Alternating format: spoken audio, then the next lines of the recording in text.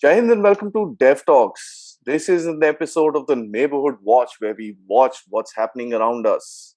Is there any movement or any credible move or any credible piece of news that is coming out of our neighborhood countries which change the geopolitical nature of the region? It's important for India to look around if it wants to grow and become a power in its own region. To discuss all this, I have with me Lieutenant General Ravi Shankar, PVSM, AVSM, DSM, a retired Director General from the Artillery in the Indian Army, a strategic thinker, a speaker, and a writer. Thank you, sir, for joining me today for this long awaited episode of the Neighborhood Watch. Thanks a lot, Adi. I think it's very important that we get back to our neighborhood. After all, our national mantra is neighborhood first. So we need to keep a watch on it. Absolutely, sir. So I'd like to start with, I would not call them a silent neighbor, but a neighbor in trouble. As a matter of fact, Nepal, huge amount of political turmoil happened after that. Current Prime Minister Sher Bahadur Debo has taken over. Supposed to be India leaning, but things aren't kind of as strong for him to come out and say very very standard things. They had a bad wave of COVID infections, and they're now seeing recoveries. A huge amount of protests which are happening because of two things. One, the Chinese rail line to Kathmandu is going through certain, precarious regions which are very important in terms of the protected areas, as a matter of fact. And the second is the land encroachment which is happening in the north. There was a huge protest that was done in Kathmandu as well. How do you see Nepal kind of, floating around right now in this region, sir? Nepal will go through its inner turbulence, but the problem is that Nepal has committed itself far too much with the Chinese to retract, right? And this government is not fully, stable. So I suppose we'll have to wait and watch to see a more stable government come in. Though the Prime Minister Duba, he he leans towards India, right? That's one. This good thing, or rather, what is good for India is that a lot of people are now aware that whatever deal they've struck with China is not all that great. So that will have its effect, and it's a long term thing. And I think we need to make use of this opportunity. More than that, at this point of time, I don't think it's too much. Seems to be on some even keel. Let people themselves realize what's good for them. Interesting, and I agree with you because it's not something that you would like to intervene into or create some tamasha out of anything. But I guess the vaccination could be helped with, and a lot of soft power Yeah, again in that. look, as far as vaccination is concerned, our entire neighborhood, that vaccine Maitri should restart. I mean, a blanket. Okay, except of course Pakistan. We need not do anything. The rest, we should restart the vaccination, helping them for the virus or expertise. After all, we gained tremendous expertise in handling the virus. Correct, correct. Same as with Bangladesh, so they had a bad wave of, I don't know, the second or the third wave. It's a little difficult, and uh, to pinpoint which wave is a country going through because every part of the country is going through differently. But there's been a big headline with regards killing of this Rohingya activist Mohibullah, who was killed by the Arakan Rohingya Salvation Army, and it created a huge amount of furor within that region. Apart from this, one interesting thing is that the NIA of India has been given permission in Bangladesh to conduct its investigation into fake currency scandal or scam or supply line which is coming through Bangladesh into India. So that's something very interesting, that it shows that the gates of Bangladesh are open for India to kind of protect its own interests within, if there are any elements of concern in Bangladesh. They've received a huge amount of vaccinations from the US. I guess it's totaling, I think, 2.5 million about last week, and they plan to inoculate their children. Bangladesh, one of the growing economies of the region, is getting huge amount of Chinese, foreign direct investments. Having said that, the Bangladeshis tend to, bend towards India more than they are bending towards China. Something that we need to acknowledge. Would you agree with that, sir? Yeah, I think so.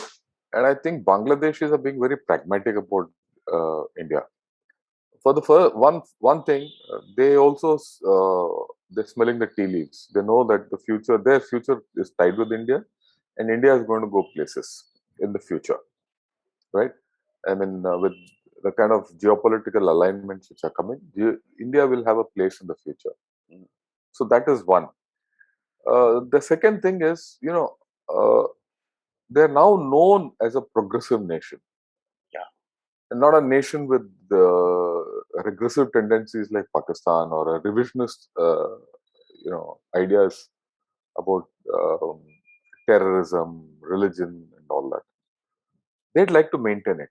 They've tasted the value of progress, right?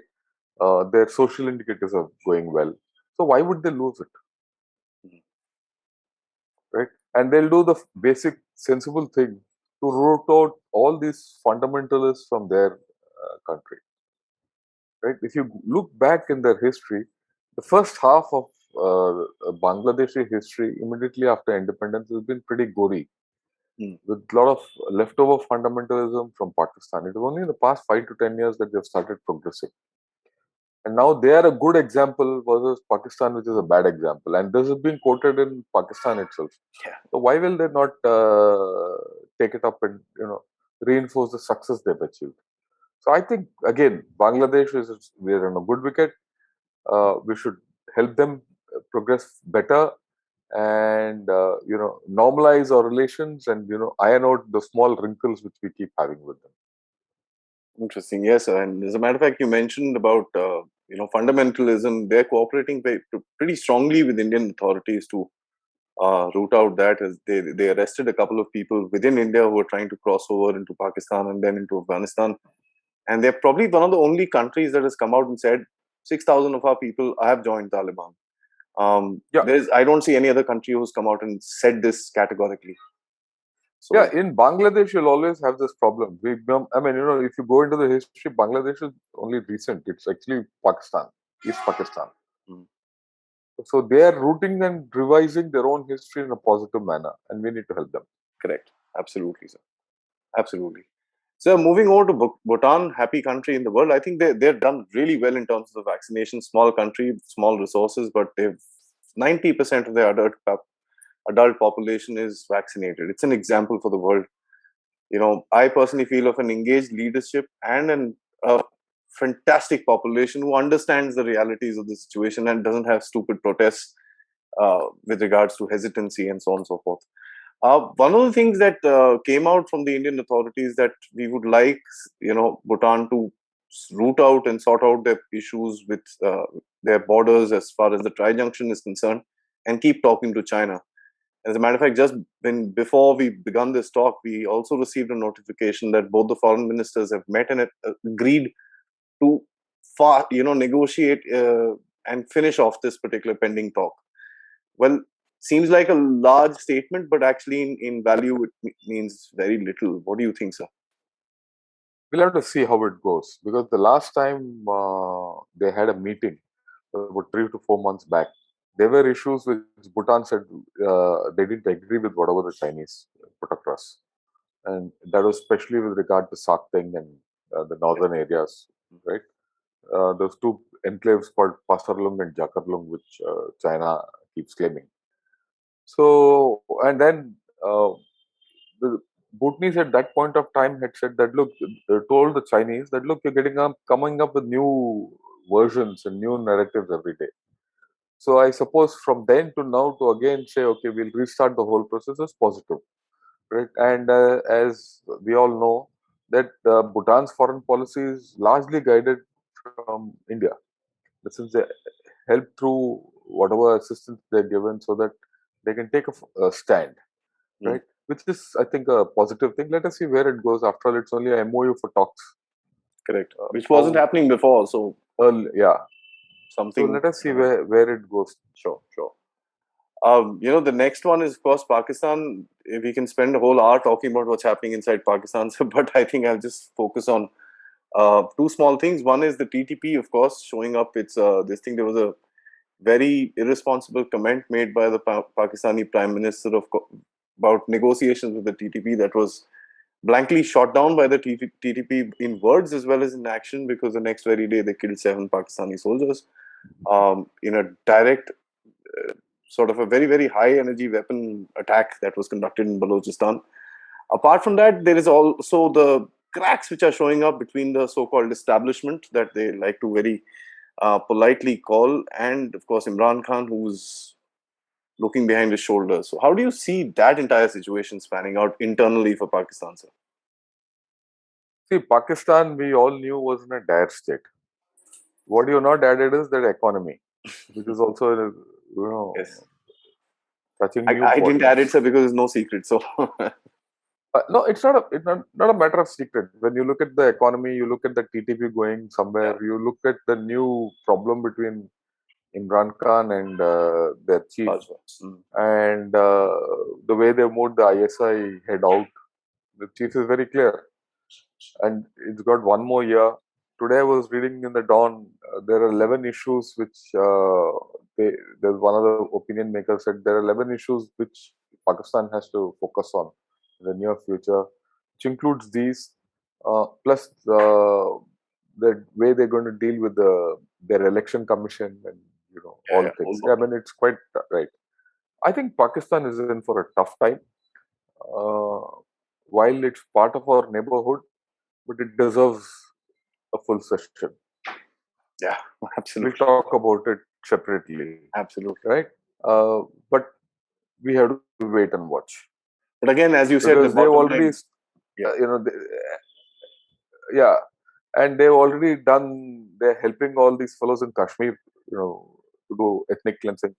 They've attempted LC crossings, so there's some revival there. And there are also reports that all the launch pads are full, right? So Pakistan is someone whom you can't trust. mm, And then we don't know what's going to be the outcome of the Senate hearings in USR. So there are a lot of other issues also. lot of variables. So we'll leave Pakistan as it is. We know it's in chaos, and we just have to watch. Right? Don't trust it as usual, and be wary about whatever uh, they do. Correct. Sir.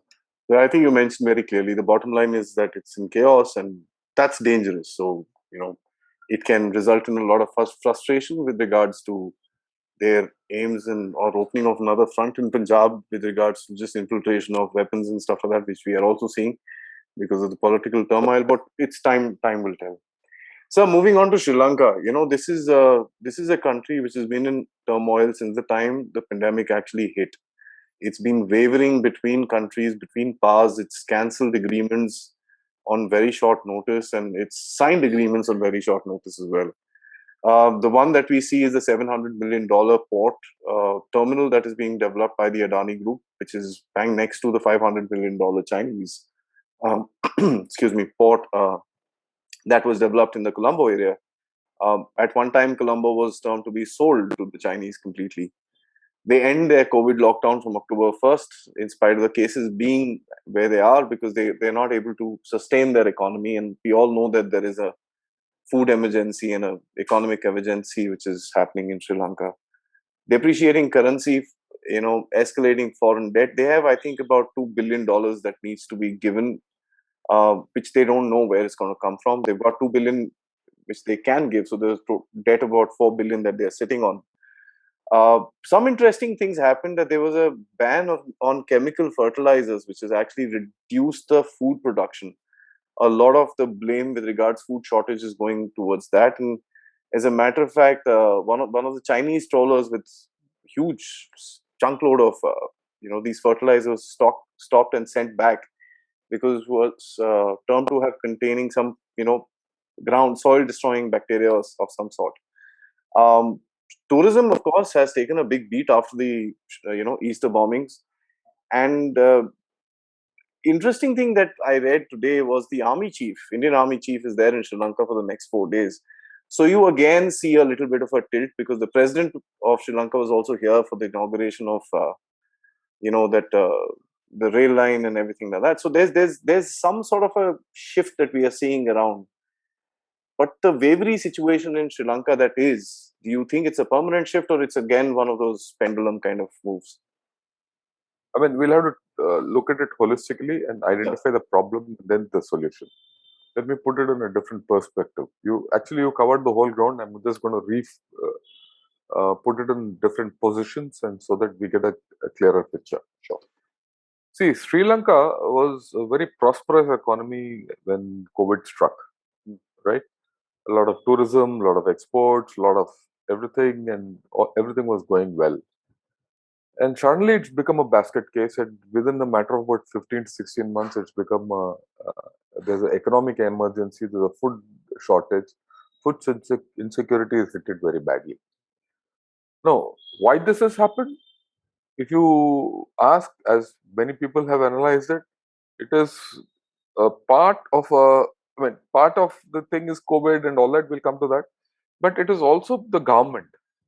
You know, the Rajpaksa's government, because the younger Rajpaksa and the older one, they have the habit of taking one fine morning decisions. When you one fine morning you get up and take a decision that this is good for the country and that's it, without thinking, you are in problems. So let's define Sri Lanka's problem. First, when the COVID hit them, their tourism dropped. Correct. And tourism is their biggest earner. That dropped. The moment tourism dropped, okay, their foreign exchange reserves went for a toss. The inflow stopped and they didn't have the forex ran out. That's the first part. The second thing which happened with Sri Lanka is their debt. Their run into huge debt is not a new thing. Hambantota, they've already given away. This Colombo port deal which they gave to China, a great debt. And they have other projects also, they've run up a huge debt which they can't service. And they don't have money to service. And that is very bad, especially because they don't have forex. The reserves are gone. Okay. Inward remittance through tourism has gone. And COVID is rampant. And they don't have vaccines. They have zero almost of everything. Now, in all this, when all this was happening, they took this great decision to go in for organic farming and do away with chemicals, pesticides, and all that. Yes, sir. Fertilizers and all that. Now, again, this was the one fine morning decision which has actually hit Sri Lanka. So, what has happened? Their tea industry has collapsed. Their normal farming has collapsed. So, suddenly you can't change an entire economy from non-organic farming into organic farming. You need to have systems going. You could do it incrementally over the next 4-5 years, but here it was no, tomorrow onwards we're going to have only organic thing. So all the varieties which they have planted, if you were meant for some other kind of fertilizers, suddenly you want to use only non-organic, organic fertilizers, they'll not thrive, they'll die, their output will go down. That's happened. And plus, where do you get organic fertilizers and pesticides from? So without having any support structure, without developing linkages, they went into this and they're suffering. Tea, which is their major forex earner, has suffered, which means that it has only compounded their forex problem. Okay, they're not able to export tea, no tourists coming, forex gone. Right, now over and above that, Sri Lanka grows very little vegetables and it grows very little grains, basic staples. Okay, so that is also not there. As a result, food prices have shot up, and food prices have shot up, and there is a shortage. And what's more is Sri Lanka is trying to solve it militarily. They put a retired major general or a serving major general in charge as the food commissioner, and they're treating it as a criminal problem. Whereas it's not a criminal problem, it's an agricultural problem and a social problem. Right? So they're getting after people who are hoarding and all that. In any case, when these things happen, there will be people who will hoard. That's a given. But if you are focusing on the hoarding and the food shortage as a result of that, and not because of the fundamental reasons, you are in problem. Okay, what can you do in India? Can you tell them to, turn around and say get back to this thing, you can't. Then that will be deemed to be seen as Okay. interfering in their affairs, Mm. right? So you have to talk sense into them. How to talk sense into them is a $1 million question, which the government must focus on. Mm. But what can you do to help them out? Give them food grains. I mean, that's a basic. If there's a food shortage, you have enough reserves. India has enough food reserves. Give it to them. Give it to them as a dole, give it to them as a soft loan, give it to them anything. Reach out and ensure that when you give anything, people in Sri Lanka acknowledge it. People should know, look, India is there. China will not come. No one will come except India for their problem. That is an opportunity, I think, which we should take. But I don't see that happening. Correct. Okay, we've got the Colombo port deal, East Port, West Port, that's all fine. You're balancing out China, and they probably also will realize in this time of hardship that China will not come forward. Okay, but equally they shouldn't be left to the thing that India didn't come forward. Mm. And we should help them now through vaccination. I mean, we have a contract with COVAX and Gavi to give vaccines to the whole world. We can now say, okay, we'll give it to the whole world, but we want this part of the world to be first looked after. The That much we neighborhood can needs do. to be looked after. Yes. Yeah, either through the WHO alliance or direct, we should help them out. We should help. That's what I said earlier. So this is something which we should do, and we should give them expertise to help them out. We can, like our COVID app and things like that, we can help them out. So I think there's a huge opportunity in Sri Lanka for us to do something positive. Well, whatever happening with Pakistan will keep happening, with China will keep happening, and we are handling it. But we need to handle this is a God-given opportunity with Sri Lanka. Help them out, right? It is in that process that you'll be able to reach out to Tamils also, who are right. So the Tamil problem also can be solved in this process. You see a resurgence of the supply funds for the LTTE and all that. So if you can do this, I think we'll go a long way. Yes. Yeah, chief going there is good.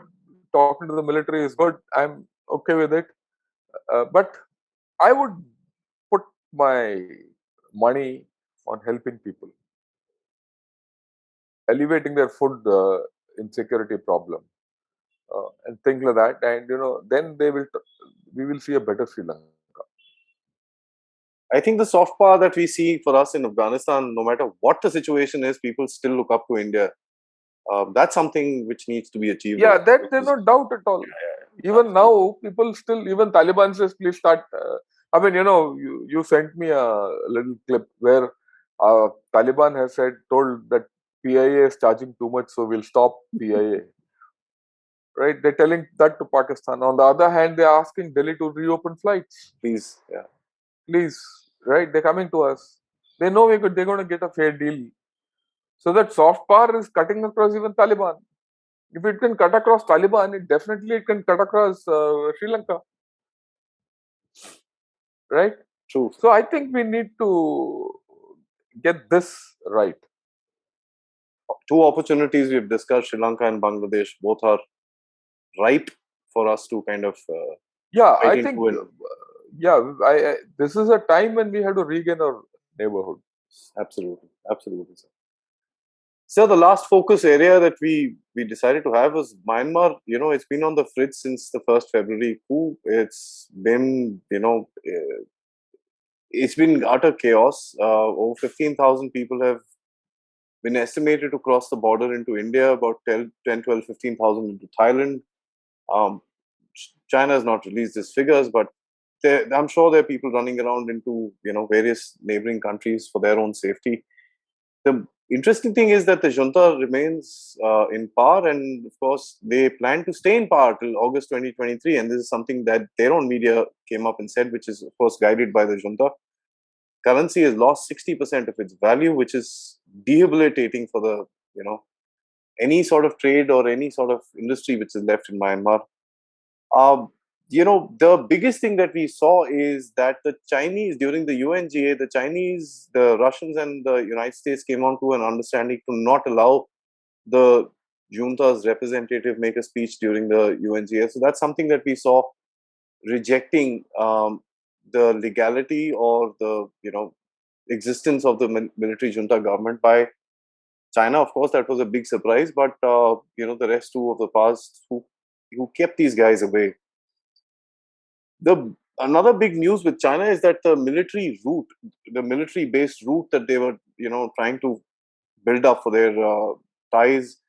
The first test of of this overland route was conducted in the last month, and special envoy was seen on the border between Myanmar and China to seeing off and bringing this entire thing back. And this is something that you and I have been discussing about the China Myanmar friendship corridor right down to Kai Fu, where they're trying to create a strong base for themselves. Yes, sir. A high-level delegation from the Pakistani Military Defense Commission visited Myanmar last week, and they, the reason for that particular visit has not been, established as of now. But of course, this everybody is pretty clear that it is on the behest of the Chinese. One of the biggest thing that we see from the Chinese is that there is a bit of a resistance with regards putting in its own people within Myanmar, because there have been attacks on Chinese-based businesses. There have been attacks on some pipelines and some railway lines and roads and so on and so forth. This thing, though the Chinese had, and the junta have had talks to increase the kind of involvement of the Chinese within the country. But somewhere down the line, there is a lot of resistance that we can see by these small bits of armies which are around Myanmar as well. Um, China is also playing both sides of the game by delivering vaccines to both the junta as well as the resistance fighters. So that's where you see the true color of China coming out and kind of figuring this out. India has been a silent spectator. We've obviously mentioned that we want to have democracy in that area. There have been news reports that we've seen with regards strengthening of our border defenses within that place, because we've had issues with certain groups over there with regards arms and everything like that. So there is a bit of a turmoil in this place.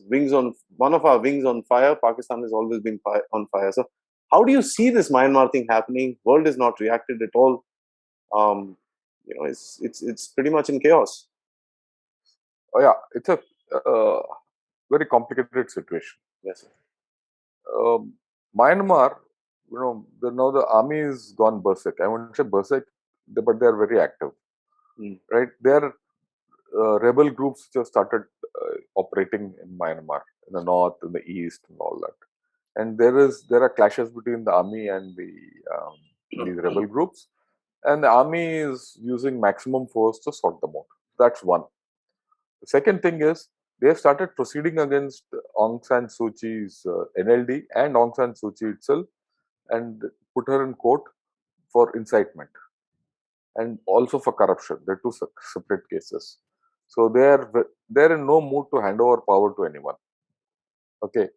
Then there's also news that ASEAN had tried to negotiate. Yeah, special representative. There were some fundamentals which the military junta was supposed to adhere to. They've reneged on that also. As a result of which, the ASEAN is now thinking that they shouldn't permit the military generals to come and talk to them in the ASEAN forum. Forget UNGA. Even the ASEAN is a little fed up of them. So this is one part of the story. The second part of the story is their thing with China. What you said with China is fine. They've revived the China Myanmar economic corridor. Now, what they've done is the bordering states or the counties of China, right? They have got into MOUs with the military people. Okay, there have been trade expos and things like that held, especially where Chinese producers have come and showcased their items in Myanmar and in other places, in China also, for Myanmar, and they are dealing. Then there's a MOU which has been signed to get a project report on the deep sea port, Kayak-Fu deep sea port, which has been given to a Chinese company. Yes. Right? Chinese are doing it under the carpet. The People's Republic of China is not dealing with Myanmar. The individual counties, it is like Tamil Nadu dealing with Sri Lanka, as against the government of India dealing with Sri Lanka. So that's what they're trying. Okay. Now I suppose at the right time they'll switch. Now this is they're typical of China because earlier they were supporting Aung San Suu Kyi and they had their thing firmly with the NLD. Yeah. Now they switched to the army, and China has come out and said very officially that we are prepared to speak with anyone in Myanmar. They have a one-point agenda: how to get to the deep sea port and get an entry into IOR. They're not bothered about Myanmar. They'll give vaccines, that's a given. They'll give any other kind of assistance as far as the China Myanmar economic corridor can be put through, and the deep sea port at Kayak-Fu is accessed. China is playing a long game in this. Okay. Then, of course, we have a refugee problem, basically in the Chin area, Kuki Chin area, which borders Mizoram and southern Nagaland, southern Manipur. So we have a lot of refugees coming in. So we have a problem there. But what concerns me is that, look, ASEAN has not succeeded with this military people in Myanmar. The UN has not succeeded. China also has not succeeded with, they had made a deal with them, but then it's not a success. The people with the best credentials are Indians. We have the best credentials with the military and with the NLD. Why are we not doing anything is something which I'm not able to understand. Absolutely, yes. Why can't we take the initiative? We need to take the initiative because it affects us the most. If China comes and in future builds the deep sea port and puts a base there at Kayak-Fu, it's at the northernmost tip of Andaman Nicobar, your complete Indian Ocean strategy is gone. I don't see why the Indo-Pacific strategy, the hinge is Myanmar. After all, if you put the Indian Ocean circle and the Pacific Ocean circle, the intersection is Myanmar. Myanmar, yes, sir. Yeah, I don't know why Quad has not reacted to this. Quad is looking at South China Sea and some Paracel Islands and Spratlys and all that. But that's great. What about Myanmar? And Quad has a pointsman in India to sort it out. And India itself it's in our own interest. Yes. If the China-Myanmar economic corridor comes through, we are outflanked. Our focus is on Pakistan and Afghanistan. Afghanistan is one country away. And what hell happened? A few terrorists will come into J&K at best. Okay, we've handled the J&K situation for so long. We'll continue to handle it. If 200, 300, 400, 500 or even 1,000 fighters come from Afghanistan, so be it, we'll handle it. We are trained for it. But this is something which we are not used to. This is a new situation. If China outflanks us through the China-Myanmar economic corridor, your complete Arunachal, that's the Tirap Changlang area, Nagaland, Mizoram, and Manipur are exposed. You're going to have a new border completely. New and active border. And they don't have to use the complete, incidentally, if you take a map out and you have a look at it, you'll understand what I'm talking. You don't have to come down to Mizoram and Nagaland to sort out India. You can do it in the Tirap Changlang area in conjunction with the Kibitu. Both are non and high altitude areas. In fact, the one through one through Myanmar is almost at sea level. If they can get that through from the corridor to our international border, is maybe at places even 50-60 kilometers. Plains. Yeah, it's jungle, fine, but you can get through. You completely avoid the high altitude. So China is at a great advantage. This is something which I think we need to worry. And let me tell you, I have a good friend who commanded a division in the east. And recently, in my writings, I've been focusing on the Pakistan, China, Kashmir, West Asia, and things like that. He said, Shankar, why are you not talking of Myanmar? That is our Achilles heel. We are all looking that side, and our danger is developing in our backyard. Correct. Okay, what if insurgency recommences in these states? It might not for other reasons, but what if? So we are in. I think I wouldn't say we're not dragging our feet, but are we cognizant of the problem? Are we taking enough steps? We in I denial. don't see. Hmm. I won't say living in denial. We know. I'll not put it that way. I'll not lampoon saying that it's not. I'm not one of the kind who will say the government is doing nothing about it. Hmm. They must be doing. I am sure people know. And after all, we have a chief who's been a DA in Myanmar, so he knows Right. the ground situation well. Okay, and we know the refugee situation well in all the 4 bordering states with Myanmar. So people must be having enough inputs. My question is different. My question is, are we doing enough? What are we doing to My stop question that? is not. My question is not that we are not doing enough. Are we doing enough? Is there anything better we can do? And I think we should. I've spoken to Myanmar experts. They say the Myanmar army respects India tremendously. So do Myanmar people. Why are we not utilizing this to bring about a reconciliation? It's something beyond me. And especially when ASEAN has failed and China has failed and UNJ has failed and everything has It's a failed. great opportunity. And, yeah, it's a great opportunity. So, I mean, I leave it at that. I mean, this is in our entire neighborhood. If I see one place where we are not doing the right thing, or I won't say we're not doing the right thing. We are not doing enough. Enough. Yes. It is here. Every other place we are actually on top of the game, including with China. Agreed. Of course, there are a lot of incursions. I wouldn't say someone's come to Barohoti, they're trying at Yangtze. That Yangtze kind of incursion keeps happening in Arunachal Pradesh everywhere. Okay, it's not a new thing. They're coming out with statements, border talks failing, everything is okay. There's a dialogue going on. We are on top of it. We are not back foot there. Okay.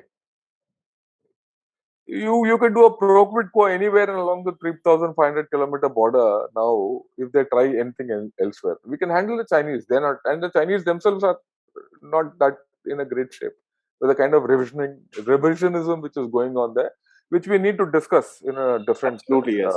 Yes. Yeah, right. So that we get a good idea of what's happening in China. But Myanmar, I think we need to focus. I mean, I'll just say no more about it.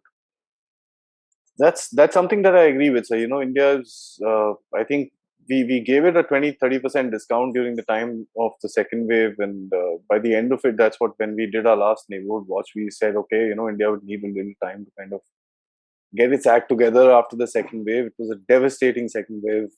Economy was pretty much slowing down at that time. Today the economy is going up. The World Bank projects it to go up by about 8.59%.